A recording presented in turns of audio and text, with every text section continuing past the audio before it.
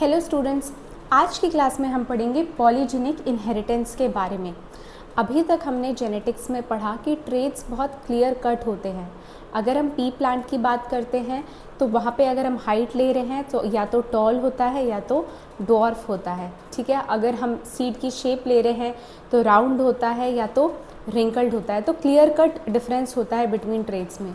तो मेंडल जिन कैरेक्टर की बात करते थे, so these were all qualitative traits. Qualitative traits क्या होते हैं? जब आपका फोकस क्वालिटी पे होता है, that means you are focusing on the category of trait. आप फोकस कर रहे हो या तो टॉल पे, डॉर्फ, या आप मतलब उस ट्रेट पे आप जब फोकस करो तो उसे हम कहते हैं qualitative. You are focus on quality और category of trait, for example either tall और डॉर्फ, ठीक है। लेकिन अगर आप अपने अराउंड नेचर में देखो, हम ह्यूमंस का एग्जाम्पल लेते हैं, तो अगर मैं ह्यूमंस की हाइट लेती हूँ तो क्या ऐसा होता है दैट समबडी 6 फीट एंड कुछ समबडी आर 4 फीट, तो सिर्फ यही दो डिमार्केशन है, या तो कोई 6 फीट का होगा या तो कोई 4 फीट का होगा? ऐसा नहीं होता है, right. There is a range of height you see around. अगर हम स्किन का कलर लेते हैं तो ऐसा तो है नहीं कि कोई बिल्कुल पिच ब्लैक है या तो फिर कोई बिल्कुल पेपर वाइट है, नहीं। अगेन यहाँ पे भी एक पूरा ग्रेडियंट होता है, एक रेंज होता है। सो हम जो भी एग्जाम्पल्स आप अपने आसपास देखते हो, हम ह्यूमंस में जो भी हम कैरेक्टर्स लेते हैं, मोस्टली जो ये सब होते हैं, these traits they are spread across the population in a gradient, right. ये एक पूरा रेंज ग्रेडियंट के फॉर्म में स्प्रेड होता है कोई भी ट्रेट। इसे हम कहते हैं पॉलीजेनिक इनहेरिटेंस। इसे हम कहते हैं पॉलीजेनिक इनहेरिटेंस, ओके। सो पॉलीजेनिक इनहेरिटेंस की डेफिनेशन क्या है? When 3 or more than 3 genes are controlling a single character, it is called as polygenic inheritance. When 3 or more than 3 genes controlling a single character. तो polygenic inheritance समझने के लिए जो best example NCERT में दिया है, that is the human skin colour. So the human skin colour, let's say in humans they are controlled by 3 genes A, B, C, controlled by 3 genes A, B, C. अब यहाँ पर सबसे important बात क्या है? That here the phenotype it depends on the total number of dominant alleles that are present. मैं समझाती हूँ। Phenotype depends on number of dominant alleles.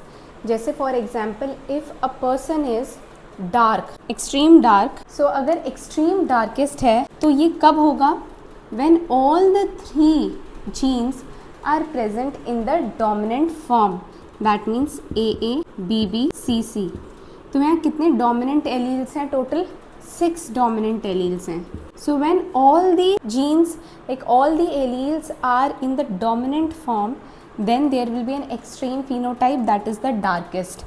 Likewise कोई बिल्कुल वाइट, बिल्कुल पेपर वाइट कब होगा? When all the alleles are in the recessive form. So यहाँ पे क्या होगा? There will be 0 dominant alleles.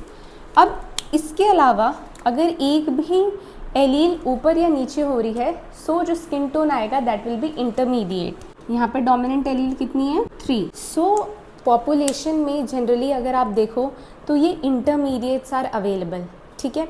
ज़रूरी नहीं है that there will be 3 dominant allele, बहुत सारी अलग पॉसिबिलिटी है। What if there is capital A, small b, here there is only 1 dominant allele, ठीक है, that is capital A। There is a possibility there are again 3 dominant allele, but the combination is like there is 2 capital A, 1 capital C, ठीक है। तो ये भी possibility है, ये भी पॉसिबिलिटी है। तो ये सारे आपके आएंगे इंटरमीडिएट्स में, ठीक है। सो पॉपुलेशन में अगर आप इसका एक ग्राफ बनाते हो, जो मैं भी आपको नेक्स्ट समझाऊंगी, so you get a bell shaped graph जहाँ पे 2 एक्सट्रीमिटीज़ में होंगे डार्केस्ट या लाइटेस्ट। ये कब होगा? जब सारे 6 एलील्स आर डोमिनेंट। और लाइटेस्ट कब होगा? जब एक भी एलील डोमिनेंट नहीं है। इसके अलावा अगर कोई भी एलील डोमिनेंट होगी तो अब आपका आएगा इंटरमीडिएट को। तो ये होता है आपका पॉलीजेनिक इनहेरिटेंस। यहाँ पे this is human skin colour है, देयर इज 1 कैरेक्टर, ठीक है, that is the skin colour. It is controlled by 3 genes and जो अब आपकी फिनोटाइप आती है, ये डिपेंड करता है how many number of dominant alleles are present, and क्योंकि ये नंबर पे डिपेंडेंट है, नंबर ऑफ डोमिनेंट एलील, इसीलिए इसे हम कहते हैं क्वांटिटेटिव ट्रेट। तो याद रखना, मेंडल का जो इनहेरिटेंस है दैट इज क्वालिटेटिव, वहाँ आप फोकस करते हो to the category of trait you are talking about, या तो टॉल या तो ड्वार्फ, आप उस पर फोकस करते हो। पर जब आप पॉलीजेनिक इनहेरिटेंस की बात करते हो then it is a quantitative trait, क्योंकि यहाँ पे you are focusing on the number of dominant alleles. तो अब मैं आपको इसका ग्राफ समझाती हूँ। सो अगर आप पॉलीजेनिक इनहेरिटेंस का आप ग्राफ प्लॉट करते हो, जैसे फॉर एग्जांपल मैंने बताया था अभी आपको ह्यूमन स्किन कलर, तो जो आपको ग्राफ बनेगा ना it will be bell shape. याद रखना, इंपॉर्टेंट है नीट के लिए, पॉलीजेनिक इनहेरिटेंस में जो आपको ग्राफ मिलता है दैट इज़ बेल शेप। ये क्यों होता है? जैसे अभी इस ह्यूमन स्किन कलर का ही एग्जाम्पल लेते हैं। एक्स एक्सिस पे है आपकी फिनोटिपिक इंटेंसिटी, वाई एक्सिस पे है आपके नंबर ऑफ इंडिविजुअल्स। ये जो आपको दो एक्सट्रीम एंड्स दिख रहे हैं ना, यहाँ पे वो दो एक्सट्रीम ट्रेट्स आएंगे, ठीक है। ये एक्सट्रीम ट्रेट्स क्या है? जैसे फॉर एग्जांपल आपका डार्केस्ट था, ये एक एंड पे होगा और दूसरे एंड पे होगा आपका लाइटेस्ट। ये इसलिए क्योंकि ना ये बिल्कुल लो होंगे, ये सबसे कम होंगे पॉपुलेशन में, या तो जब आपकी सारी एलील्स डोमिनेंट है या आपकी एक भी एलील डोमिनेंट नहीं है। तो ये बिल्कुल या तो राइट या तो लेफ्ट में, बिल्कुल ज़रूरी नहीं है कि यहाँ डार्केस्ट आएगा, यहाँ पे लाइटेस्ट भी आ सकता है, डार्केस्ट भी आ सकता है। पर थिंग इज़ कि ये बिल्कुल क्या होंगे, एंड्स पे होंगे और ये बिल्कुल ही लो होंगे, दे विल बी रेयर। अब ये जो आपको सेंटर की पॉपुलेशन दिख रही है ना, जो मैक्सिमम आपको ये पॉपुलेशन है, ये जो रेंज है ये है आपके वो इंटरमीडिएट स्किन टोन। अब इसमें आपके जितने भी कॉम्बिनेशंस बन सकते थे, जहाँ पे 3 डोमिनेंट एलील है या फिर 4 है या फिर 2 है, ये जितने भी कॉम्बिनेशंस बन सकते थे they will all fall in this average category, और ये वो आपके इंटरमीडिएट होंगे। तो समझ आ गया पॉलीजेनिक इनहेरिटेंस का अगर हम ग्राफ बनाते हैं कोई भी एग्जाम्पल लेके, so it will be bell shape, both the extreme phenotypes when all are dominant, all are recessive will be in the ends, बिल्कुल दोनों ends पर होंगे, एक्सट्रीम रेयर होंगे, लो होंगे, और जो मेजर पॉपुलेशन है जो आपकी एवरेज है वो आपकी सेंटर में फॉल करेगा। ओके, अब हम एक न्यू कॉन्सेप्ट के बारे में बात करेंगे विच इज़ प्लियोट्रॉपी। अभी हमने पॉलीजेनिक इनहेरिटेंस में क्या पढ़ा, that there are many genes which are controlling a single character. अगर मैं स्किन कलर की बात कर रही थी, so there were 3 genes that was controlling the skin colour. अब हम जस्ट इसका अपोजिट है प्लियोट्रॉपी, उसके बारे में बात कर रहे हैं। When there is a single gene it is controlling और influencing multiple unrelated phenotypic characters. यहाँ पे एक ही जीन है पर वो बहुत सारे फिनोटिपिक कैरेक्टर्स को कंट्रोल करती है, ठीक है, समझ आया। इसका जो एग्जाम्पल एनसीईआरटी में है विच इज़ इम्पॉर्टेंट याद रखना है, इस फिनाइल कीटोनोरिया, ठीक है, PKU शॉर्ट फॉर्म है इसका, फिनाइल कीटोनोरिया का। इसका ना समझते हैं, इसको अच्छे से समझते हैं। So basically phenyl ketonuria it's a disease. ये कैसे होती है? सो नॉर्मली एक जीन होती है PAH, ठीक है, ये जीन आपका एंजाइम बनाती है फिनाइल एलानिन हाइड्रोलेजेस। इस एंजाइम का क्या काम होता है? फिनाइल एलानिन को कन्वर्ट करने का टायरोसिन में, ठीक है। टायरोसिन का फिर क्या काम होता है? Tyrosine is a precursor of melanin. आगे जाके इसी टायरोसिन से बनेगा मेलानिन। क्या होता है? बॉडी में जो पिगमेंटेशन होता है, कलर आता है, that colour is because of the deposition of melanin, ठीक है। अगर मेलानिन नहीं बनेगा तो वाइट पैचेस आएंगे। वाइट स्किन जो होती है वो तब होती है जब मेलानिन का प्रोडक्शन कम होता है, ठीक है। तो नॉर्मली ये पाथवे है, if this gene is working, अगर ये जीन काम करेगी तो एंजाइम बनेगा फिनाइल एलानिन हाइड्रोलेज, जो कन्वर्ट करेगा फिनाइल एलानिन को टायरोसिन में, जो आगे जाके आपका मेलानिन बनाएगा। ये तो नॉर्मली होगा। लेकिन अगर इस डिजीज़ में क्या होता है, that there is a mutation in the gene PAH। अब अगर ये जीन नहीं बन पाएगी तो ये एंजाइम नहीं बनेगा। जब फिनाइल एलानिन हाइड्रोलेज नहीं बनेगा तो फिनाइल एलानिन टायरोसिन में कन्वर्ट भी नहीं होगा, ठीक है, तो ये वाला पाथवे भी नहीं होगा। तो फिर क्या होगा? फिनाइल एलानिन बॉडी में एक्यूमुलेट होता चला जाएगा, क्योंकि ये कन्वर्ट तो हो नहीं पा रहा टायरोसिन में, तो ये बढ़ता चला जाएगा। तो ये क्या होता है, जब फिनाइल एलानिन बढ़ेगा तो वो कन्वर्ट हो जाता है फिनाइल पायरुविक एसिड में। तो अब बॉडी में एक्यूमुलेट होता चला जाएगा फिनाइल पायरुविक एसिड। तो इसकी वजह से क्या होगा, इसकी वजह से जो डिजीजेज होंगे, जो प्रॉब्लम्स होंगी, first is mental retardation, brain में जो अफेक्ट होगा दैट इज मेंटल रिटार्डेशन। अब क्योंकि आपका मेलानिन नहीं बन पा रहा है, ठीक है, तो स्किन कलर क्या हो जाएगी, लाइट हो जाएगा, स्किन डिस्कलरेशन। और दूसरा हेयर रिडक्शन, अगेन मेलानिन नहीं बन पा रहा है, देयर इज हेयर रिडक्शन। सो अब आप नोटिस करो कि जीन तो एक ही थी PAH, लेकिन उसका इफेक्ट ब्रेन में भी हुआ, स्किन में भी हुआ और हेयर में भी हुआ। So it's the best example of pleiotropy. There is a single gene which is controlling multiple phenotypic characters. So pleiotropy समझ आ गया।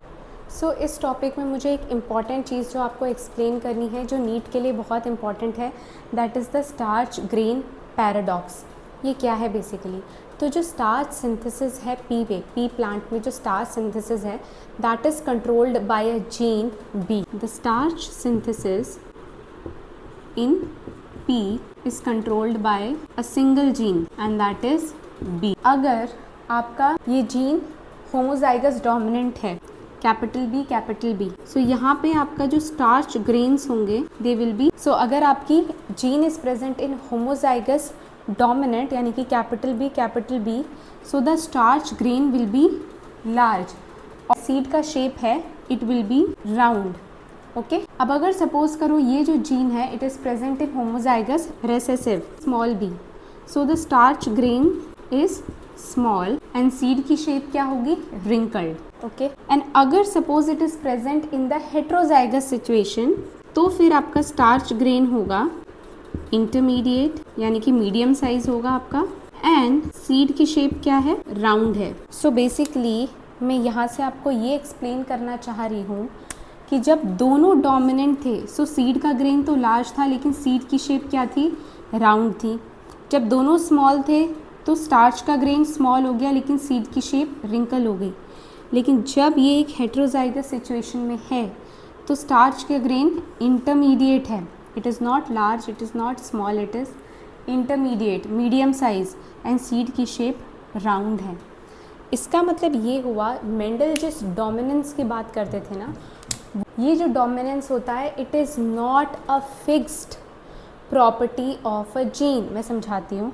रेदर तो डोमिनेंस क्या है, मेंडल जिसकी डोमिनेंस की बात करते थे, वो डोमिनेंस का मतलब तो ये हुआ कि अगर आपका कैपिटल B प्रेजेंट है, ठीक है, if there is a capital B, वो अपना एक डोमिनेंट फिनोटाइप दिखाएगा। आप किसी भी कैरेक्टर की बात करते हो, ठीक है, अगर आप बात कर रहे हो स्टार्च ग्रेन की या सीड शेप की, if there is a dominant allele present तो फिनोटाइप वही आना चाहिए जो डोमिनेंट एलील का है, बट ऐसा नहीं होता है।